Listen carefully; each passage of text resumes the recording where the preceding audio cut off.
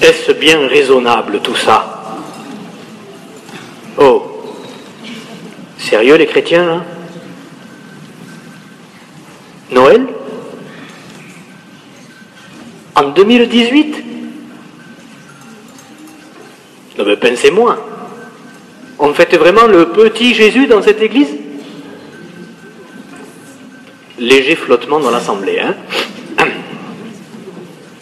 Je vois d'ici les belles filles sceptiques, les maris goguenards.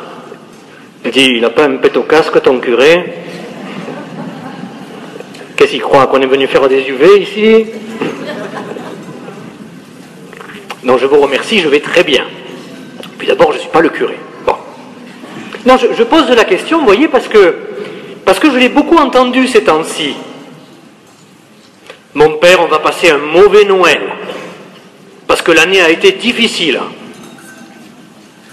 Et puis beaucoup de gens aussi qui disent, oh, vous savez, moi, il me tarde que les fêtes soient passées, hein, parce que dans la famille...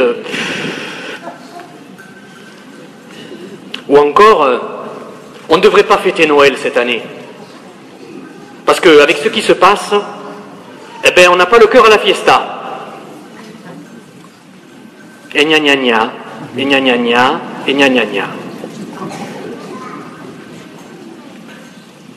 Et puis, vous savez, ça ne sera pas un vrai Noël. Parce que les gens, vous comprenez, eh ben, ils n'ont pas trop le cœur à acheter. Ah, nous y voilà. Non mais, comme si Noël était une espèce de parenthèse enchantée, déconnectée de tout le reste. Consommez, ne réfléchissez pas trop, mangez et buvez, car demain, de toute façon, vous allez trinquer. Et donc, ça veut dire que d'habitude, on vivrait Noël comme une trêve irénique, un peu magique. Ah, la magie de Noël. Entre deux périodes de marasme comme ça, une trêve. Ça porte même un nom. La trêve des confiseurs. Vous allez aimer attendre Noël. Kinder Surprise. Peut-on fêter Noël sans Ferrero Rocher? Allez, encore un autre, va. Préparer Noël n'a jamais été aussi bon. Devinez? Nutella. N'en jetez plus, la cour est pleine, comme dirait André. Donc après on dira que c'est l'Église qui est confite, vous comprenez? Eh bien pourtant, cette année, si on écoutait les esprits les plus chagrins, on nous sucrerait, c'est le cas de le dire, on nous sucrerait même cette trêve. Il faudrait ne pas fêter Noël du tout. Non mais, regardez encore le cinéma que quelques constipés du laïcisme ont tenté de nous faire encore cette année pour faire disparaître les crèches. Franchement. Eh bien non. Non. Vraiment, non. Nous ne céderons pas à ces espèces d'injonctions mortifères parce que le Christ, lui, n'a pas boudé notre monde, mais il l'a rejoint. Et Noël, c'est ça. Et quel que soit l'état du monde. Notre foi de chrétien, c'est que Dieu s'est incarné.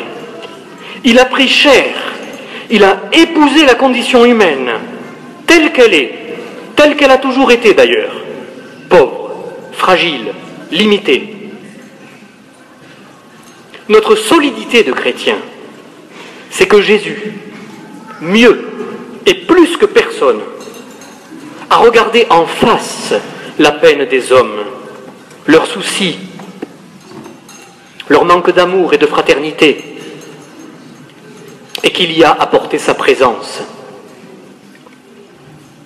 Dès lors, personne n'est plus jamais seul quand il traverse une épreuve, parce que lui, le Messie, la traverse avec nous. Notre stabilité de chrétien,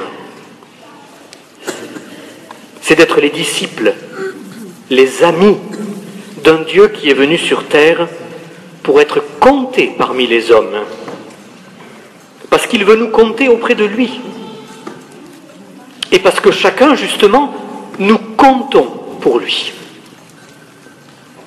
C'est bien pour ça qu'il est né précisément, vous l'avez entendu, au moment d'un recensement, pour être dénombré avec l'humanité, pas à part, pas au-dessus, pour faire partie de ce peuple.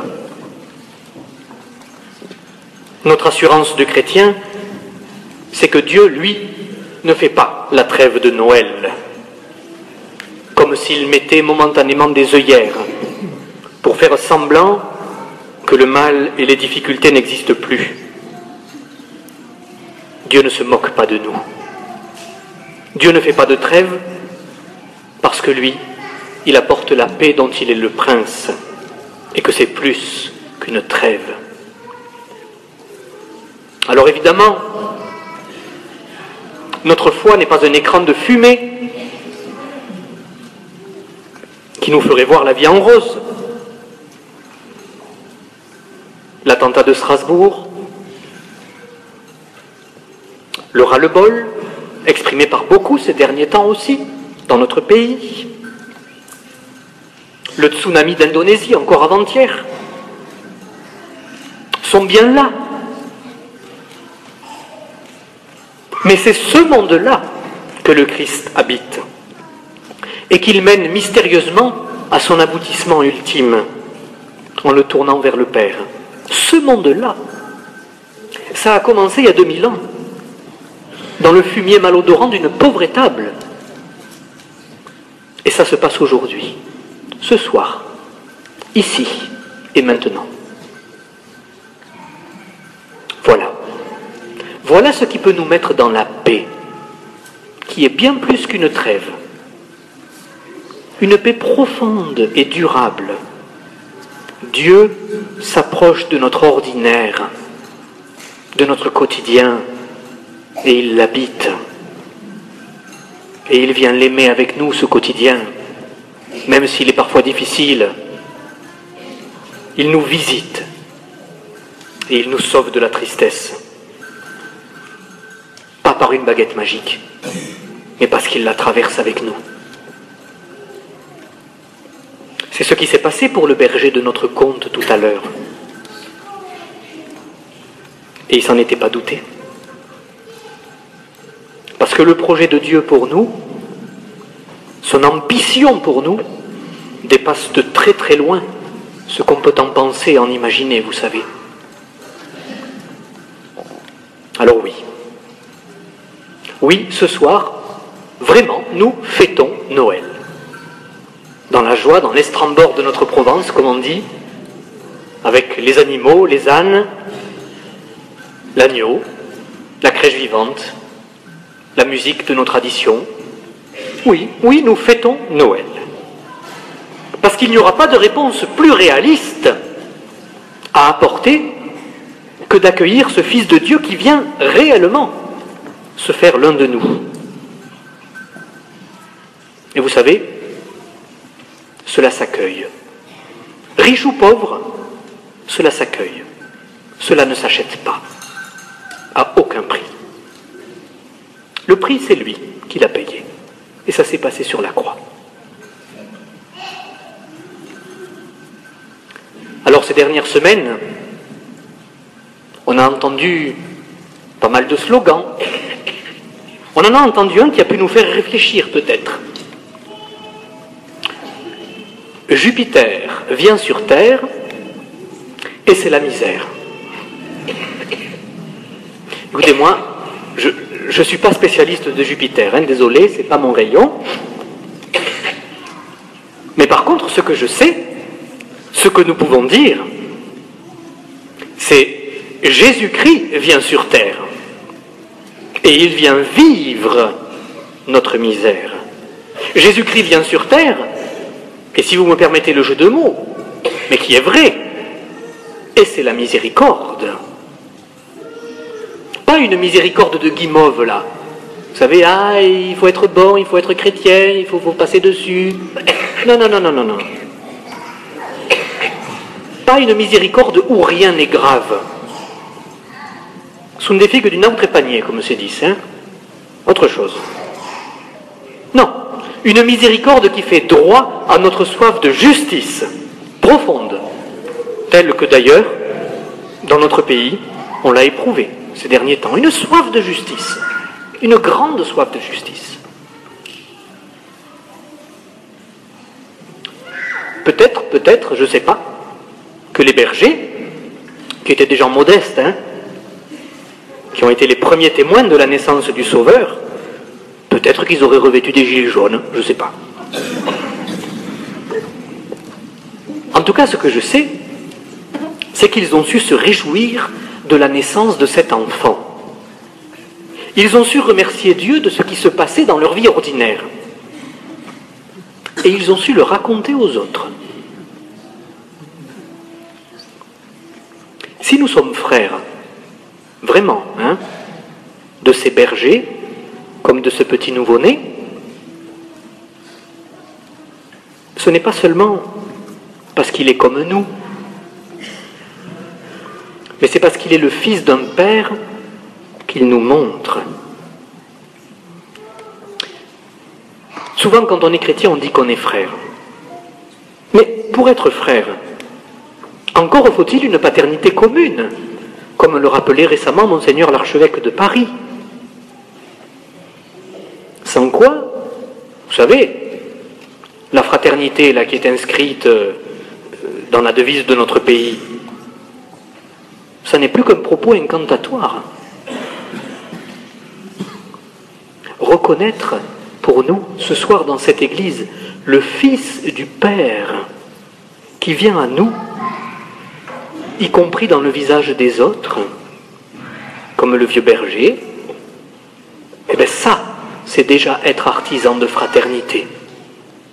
Et Dieu sait si nous avons besoin d'une fraternité vraie. Vraie. Alors, toi qui es venu dans cette église ce soir, qui que tu sois, jeune ou pas, riche ou pauvre, en paix ou plus tourmenté, n'aie pas honte de fêter Noël ce soir.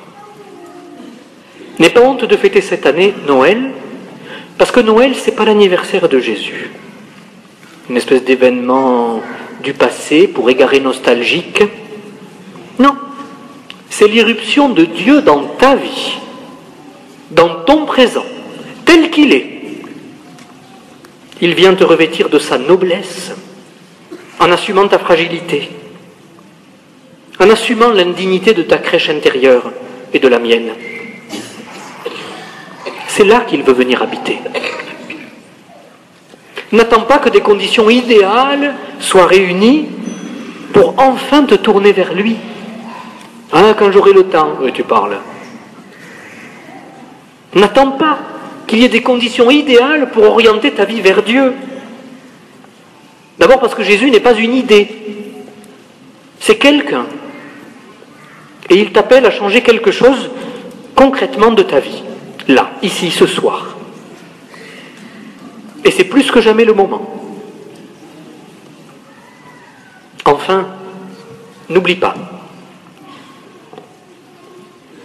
Si le Christ naît ce soir, pour toi personnellement, c'est aussi pour nous tous, en tant que communauté chrétienne, qu'il naît. Et nous reconnaissons qu'il nous est bon de faire partie de cette communauté chrétienne.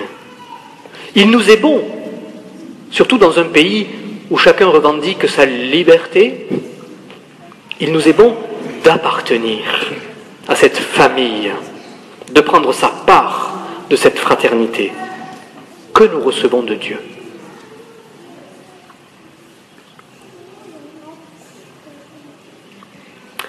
Alors ce soir, nous pouvons, les uns les autres, nous souhaiter en vérité, avec la plus grande lucidité, un joyeux Noël. Nous n'aurons pas assez. Nous n'aurons pas assez de toute notre vie, ici et au ciel, pour réaliser à quel point les anges ont eu raison de parler d'une bonne nouvelle. Vraiment. Joyeux Noël.